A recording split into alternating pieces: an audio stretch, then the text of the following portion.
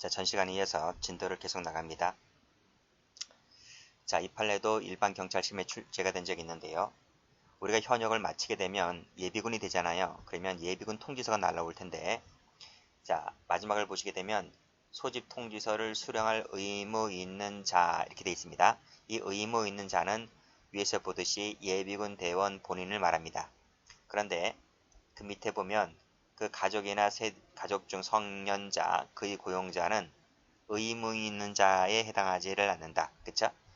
이 사람들은 중간에 보듯이 그 본인이 부재 중일 때, 즉 예비군 대원이 부재 중일 때 그 세대주나 가족 등이 그 통지서를 대신 받아주는 경우가 있잖아요. 또는 그 고용주가 대신 받아주는 경우가 있잖아요. 그래서 이 사람들은 그 통지서를 받았다면 그 예비군 대원 본인에게 전달할 수는 있지만 이 사람들은 수령자가 아니기 때문에 그 의무 있는 자에 해당하지를 않는다. 이 사람을 포함시켜버리게 되면 유추해석이다. 이렇게 보시면 됩니다. 자, 그 다음 조세범 처벌법 나와 있는데 원천징수, 특별징수 나와 있고 특별징수 의무자는 원천징수 의무자와는 구별된다 그랬습니다. 그래서 밑에 보시게 되면 지방세법 원천징수 의무자에 대한 처벌 조항인 조세범 처벌법 제11조를 특별징수 의무자에게 포함시킬 수가 있어요. 없다는 것이죠. 포함시키면 유추다. 밑에 국가공무원법 나와 있는데요. 그 위반 행위에 대한 형사처벌 조항인 국가공무원법 제84조는 경력직 공무원에만 적용되는 것이므로 여기서 특수경력직을 포함시킬 수는 없다. 포함시키면 유추다는 것이고요. 그 다음 밑에 판례 보시게 되면 이 판례도 출제가 잘 됩니다. 체크 한번 해보시면요. 자, 가축분여의 관리 및 이용에 관한 법률이죠. 줄여서 가축분여법이라고 하는데 쭉 어떻게 했을 때 처벌하는 조항이다 라고 되어 있습니다. 여기서 설치하고자 하는 자 속에 그 위에 가보시면 이미 설치한 자는 포함시킬 수가 없죠. 설치하고자 하는 자, 이 말은 장래형, 미래형이잖아요. 근데 과거형 같은 경우 포함시킬 수가 없는 것입니다. 그래서 포함시켜서 처벌하게 되면 유치해석 금지 원칙에 위반된다. 자, 밑에도 보시게 되면 신고 대상자가 신고를 하지 아니하고 배출시설을 설치한 후에 과실로 이렇게 공공수역에 유입시킨 경우에 처벌할 수 있는 것인데 역시 마찬가지로 설치할 당시에는 신고 대상 시설이 아니었다고 하면 이것은 이 신고 대상자가 신고를 하지 아니하고가 아니기 때문에 처벌할 수가 없는 것이다. 그렇죠? 이렇게 보았습니다. 자, 다음 이건 무슨 법률이죠? 자, 문화재청장이 국가지정 문화재 등의 소유자에 대해서는 국가지정 문화재의 관리 보호상 필요한 조치를 위반한 행위에 대해서 처벌한 경우를 하고 있는데 이 국가지정 문화재 속에 가지정 문화재를 포함시킬 수는 없는 것이다. 그쵸? 다른 말이기 때문에요. 가짜가 임시가짜잖아요. 임시가짜고 이것은 국가가 진짜로 지정한 문화재이기 때문에 동일하다고 볼 수는 없는 것이죠. 자, 다음. 자, 발행 나온다. 발행이라고 하는 부분 속에는 정정과 다른 말이죠. 같은 말이라고 보아서 처벌하게 되면 유치해석 금지 원칙에 위반되는 것이고 밑에도 발행이라는 말, 토지거래 허가 없이라는 말, 그쵸? 여기서 발행과 발행되는 다른 말이죠. 허가가 없이 했다는 것은 허가받을 것을 전제로 한 계약 체결은 아니죠. 그 다음 역시 국토의 계획 및 이용에 관한 법률상에 토지거래 허가 계약 제도 나와 있는데 여기는 유상계약으로만 한정되어 있다. 그래서 이 벌칙조항이라고 하는 것은 유상계약에만 한정되어 있는 것이다 라고 보았습니다. 따라서 무상증여받은 토지에 대해서 뭐뭐 등의 허가를 받은 경우에는 이것은 유상계약이 아니기 때문에 이 법률 위반죄를 처벌할 수가 없다. 처벌하면 유추해석이라는 것입니다. 다음도 보시게 되면 자, 이 부실법 조항이죠. 이 법이 적용되기 위해서는 부동산 물권에 관한 등기가 명의신탁 약정에 따라서 수탁자 명의로 이루어졌을 때 하나는 것이기 때문에 따라서 그 신탁 약정에 의해서 이루어진 것이 아니라든지 또는 수탁자 명의로 이루어져야 되는데 그것이 아니라든지 했을 때는 위법률 위반죄로 처벌할 수가 없다. 그래서 2번을 보시게 되면 신탁에 달라는 부탁을 받은 피고인이 을 몰래 을 명의라고 했기 때문에 이것은 신탁 약정에 의해서 이루어진 것이 아니죠. 또 수탁자 명의로 이루어진 것이 아니죠. 그렇기 때문에 위법률 위반죄가 되지를 않는다고 봤습니다. 다음. 자, 정보통신망 이용 촉진 및 정보 보호에 관한 법률 제65조 제1항 3호 위반죄가 성립을 하려면 상대방의 불안감 등을 조성하는 행위가 이 반복이 필수 요건입니다. 반복이. 이때 반복적인 행위가 되어야 하는데 반복적인 것이 아니라 일회성에 그쳤다면, 단발성에 그쳤다면 반복으로 한 것이 아니기 때문에 위법률 위반죄가 되지는 않는 것이죠. 그래서 채무자가 채무관계로 인해서 분쟁 중에 채권자의 휴대전화기에 7개월 동안 3번에 걸쳐서 협박성 문자를 발송했다라고 했을 때 이것은 반복적으로 행한 것이 아니기 때문에 위법률 위반죄가 되지를 않는다고 봤습니다. 7개월 동안 3번 했다는 것은 2달에 한 번 했다는 얘기잖아요. 반복성이라 볼 수 없죠. 또 밑에 보시게 되면 반복적이 나와 있죠. 반복적이 나와 있는데 하루 간격으로 2번씩이라고 했을 때도 이것도 반복적이라고 보지 않았습니다. 그래서 위법률 위반죄가 되지 않는 거죠. 자, 그 다음. 자, 밑에 보면 무슨 관련된 법률 위반죄에서 말하는 음향에 해당하는지 여부인데요. 이게 어떤 법률인가 하면 여기까지죠. 65조 제1항 3호를 보게 되면 정보통신망을 통해서 공포심이나 불안감을 유발하는 음향을 반복적으로 상대방에게 도달하게 한다. 그렇죠? 이렇게 하면 처벌되는 조항이 있습니다. 그랬을 때 여기서 이 음향 속에 전화기 벨소리를 포함시킬 수가 있을까? 포함시킬 수가 없다는 것입니다.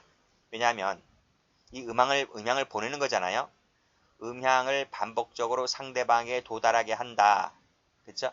이것은 음향을 내가 만들어서 저쪽으로 보내는 거잖아요. 그렇죠? 그러니까 내가 전화기를 들고 저쪽에 전화기를 들었는데 내가 여기서 공포심을 유발할 수 있는 말을 막 하잖아요. 그렇죠? 겁을 막 주잖아요. 그러면 그 음향을 내가 만든 거잖아요. 내가 만들어서 주는 것이기 때문에 그때 처벌하는 것이다. 근데 벨소리라고 하는 것은 내가 만든 게 아니죠. 전화를 받는 쪽에서 나는 거잖아요. 그렇기 때문에 이것은 내가 만든 것이 아니므로 즉 상대방에 도달하게 한다. 그러니까 A라는 사람이 전화를 해서 B에게 이렇게 말을 해서 보내는 거죠. 보낼 때 도달하게 하는 것이 이미지. 벨소리는 그쪽 전화기에서 나는 소리이기 때문에 도달하게 한다. 이 요건을 충족하지 못하는 것이므로 음향 속에 벨소리를 포함시킬 수가 없다. 라고 봤습니다.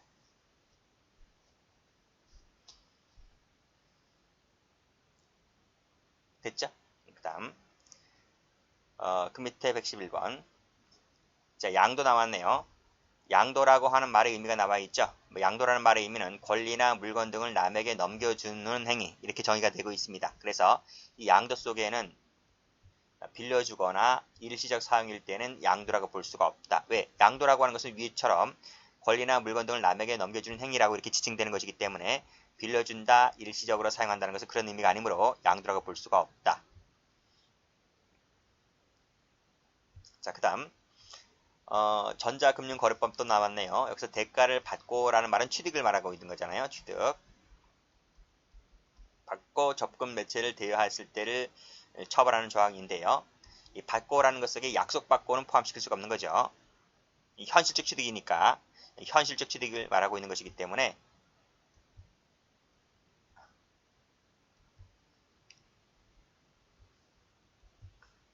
현실적 취득을 말하고 있는 것이기 때문에 약속받고는 받고라고 볼 수가 없다. 이걸 포함시켜버리게 되면 유추다는 것입니다. 약속받고 했을 때는 이 법률 위반죄가 되지 않는 것이죠. 다음 자, 화물자동차 운수사업법을 가보게 되면 부정한 방법으로 허가를 받고 사업을 경영한 자라는 말의 의미는 이 말의 의미는 허가를 취득하는 과정에서 부정한 방법으로 동원한 경우를 말하는 것이다. 과정이니까 ing 진행형이죠. 현재 진행형을 말한다. 그것은 현재 진행형이다. 형을 말하는 것이므로 여기서 이미 허가를 받은 기존 사업자는 그렇죠? 기존 사업자는 과거형이기 때문에 현재 진행형에 포함시킬 수가 없는 것이죠. 포함시키면 유추되는 것입니다. 자, 병역법 이게 나와 있네요. 여기서 병역 의무자를 고용하는 근로기준법 적용을 받는 공사기업체, 공사단체의 장을 말한다고 되어 있고, 그리고 이제 쭉 나와주고 있습니다. 이때 고용주에는 밑에 보시게 되면 사기업체의 대표이사, 아닌 경영자는 여기 고용주에 포함될 수가 없는 것이죠. 포함시켜버리면 유추다. 그 다음 주민 소환에 관한 법률 제110조 4항 소환 청구인 대표자 등이 뭐 쭉 나와 읽어보시고요. 여기서 제시한다는 말의 의미는 상대방의 존재가 전제가 되는 말을 말하는 것이므로 상대방의 존재가 없는 대면이 없다든지 불특정 다수인을 상대했다든지 했을 때에는 이것은 제시라고 볼 수가 없다. 제시라고 보아서 처벌하게 되면 유추해석 금지 원칙에 위반된다는 것이죠. 됐습니까? 그 다음 자, 전자금융거래법 얘기 나와 있네요. 여기서 대가를 수수 요구 약속하면서 접근 매체를 대여하는 행위를 금지하고 있는데 이때 접근 매체 대여에는 뭐뭐를 말한다 할 것이다 고 되어 있습니다. 따라서 마그네틱 D에 포함된 전자정보를 이용해서 전자금융 거래를 할 수 있도록 예금 통장을 비밀로 주었다면 접근 매체를 대하는 데 해당한다고 볼 수가 있지만 그것이 아니라 단순히 계좌번호가 포면된 면을 촬영하도록 허락한 것에 불과하다면 이것은 대여라고 볼 수 있다 없다? 대여라고 볼 수가 없다는 것입니다. 이걸 대여라고 보게 되면 유추다는 것입니다. 다음 자, 전통사찰보조법에 따르게 되면 전통사찰 주지가 문화체육부 관관의 허가를 받지 아니하고 대통령령이 정하는 부동산을 양도할 때 처벌할 수 있도록 되어 있는데 이때 대통령령이 정하는 부동산이라고 하는 것은 경내지 안에 있는 사찰 소유 부동산만을 말한다 할 것이다. 이렇게 정의가 되고 있습니다. 따라서 이것이 사찰 소유의 부동산을 말한다 했는데 사찰 소유가 아니라 사찰 소속 대표단체의 소유를 포함시킬 수 없는 거죠. 그렇죠? 그러니까 사찰 소유만 있어야 되는 것인데 사찰 소속 대표단체의 소유는 포함시킬 수가 없다. 그렇죠? 포함시켜버리면 유치해석 금지 원칙에 위반된다. 그러니까 이 사찰 소속 대표단체의 소유의 땅을 팔려고 하면 문화체육부 장관의 허가를 받지 아니하고 팔았다 할지라도 이것은 포함되지 않기 때문에 전통사찰보조법 위반죄가 되지를 않는 것인데 이걸 전통사찰보조법 위반죄가 된다고 해서 처벌하게 되면 유치해석 금지 원칙에 위반된다. 이렇게 보았습니다. 자, 그 다음 자, 법령에 의해서 공무원으로 볼 수가 있느냐, 공무원으로 볼 수가 있느냐, 누구를요? 한국수자원 공사 사장, 이 사람은 공무원이 아닙니다. 공사 사장이잖아요. 공사 사장은 공무원이 아닙니다. 공무원이 아니, 공무원을 보게 되면 유치해석 금지 원칙에 위반된다는 것이죠. 단순히 이런 건 있어요. 뇌물죄를 적용할 때는 공무원 의지한다라고 돼 있을 것이다 하더라도 그렇다고 하더라도 이 사람이 공무원이 아니라니까요. 그럼 우리가 맨 앞에서 배웠던 공무원 의제 조항이 있었는데 그 사람들이 다 공무원입니까? 그냥 일체를 하다가 돈을 받게 되면 뇌물죄를 적용해야 되는데 뇌물죄를 적용할 수 있으려면 공무원을 의지를 할 수밖에 없는 거잖아요. 그러니까 그러한 것에 불과할 뿐이지 그렇다고 해서 이 사람이 공무원이 된다라고 단정할 수는 없는 것입니다. 출제가 한번 된 적이 있고요. 자, 항만운수사업법을 가보게 되면 선박용 공급률을 공급하는 사업 이렇게 나와 있는데 선박용이라고 하는 것은 선박을 운항을 위한 용도를 말하는 것입니다. 근데 선박을 운항을 위한 용도가 아닌 그것과는 무관하게 했거나 단순히 보관 목적에서 했거나 그랬을 때는 선박용으로 썼다 볼 수 없기 때문에 이것은 선박용이 아니므로 이걸 처벌하게 되면 유치해석이다는 것입니다. 동그라미를 이렇게 쳐야 되겠나요?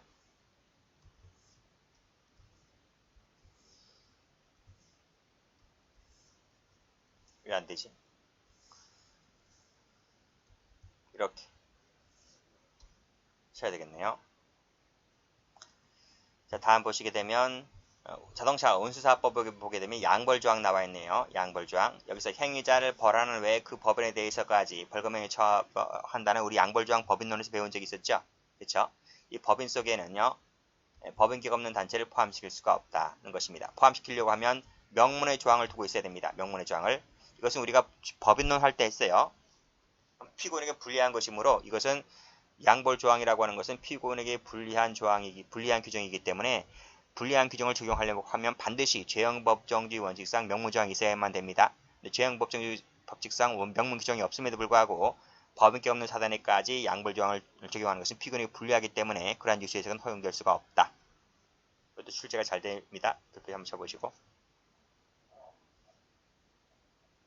자, 다음 동물보호법에 가보게 되면요. 소비자가 나와 있죠. 소비자는 반려동물을 구매해서 가정에서 반려 목적으로 기르는 사람을 소비자라고 하는 것입니다. 이 소비자에는 밑에 판매하는 영업을 하는 사람은 포함되지 않아요. 이 사람은 집에서 기르는 사람이 아니기 때문에 이걸 포함시켜버리게 되면 유추다. 그 밑에 도시 및 주거 환경 정비법, 줄여서 도정법인데요. 여기서 추진위의 위원장이라고 하는 것은 누구누구를 말한다고 되어 있습니다. 이때 추진위원회 위원장에는 위원장이잖아, 그렇죠? 위원장에는 부위원장이 포함되지 않고요. 역시 직무대행자가 포함되지를 않는 겁니다. 그래서 위원장에 이 사람들을 포함시켜버리면 유추다. 그리고 또 역시 마찬가지로 같은 법이죠. 도정법에 가보게 되면 여기 임원 나와 있는데요. 임원이라고 하는 것은 등기된 사람에 한정됩니다. 따라서 아무리 그 사람이 실질적 경영자를 할지라도 등기가 되지 아니했다라고 쓸 때는 임원이다 아니다? 임원이 아닌 것이다. 임원이라고 보게 되면 유추다. 그렇죠? 역시 또 같은 도정법입니다. 추진위원회 위원장 할 때 추진위원회 위원장 또는 조합임원회에는 청산인이 포함되지가 않습니다. 청산인을 포함시켜버리게 되면 역시 마찬가지로 유추다 이렇게 보았습니다. 여기까지 합니다.